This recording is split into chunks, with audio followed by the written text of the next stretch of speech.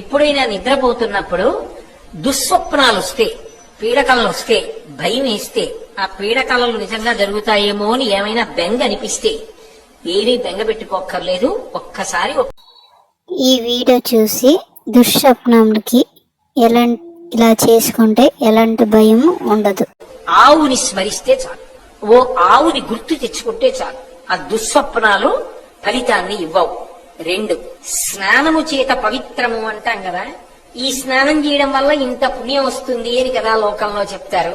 ధర్మరాజా, చాలా గొప్ప పుణ్యాన్ని ఇవ్వగలిగిన స్నానం ఏమిటో తెలుసా? నువ్వు స్నానం చేసే నీళ్లలో ఇంత ఆవు పేడ, ఉసిరికాయంత ఆవు పేడ కలుపుకుని స్నానం చేస్తే అంతకన్నా పరమపావనమైన స్నానము లోకమునందు ఇంకొకటి లేదు. జనముల దుస్వప్నంబులగని గోకీర్తనము చేయగా తద్దురితంబును వనయరు, గోమయయుత వినుతాంబు స్నానము అతి పవిత్రం భవగా.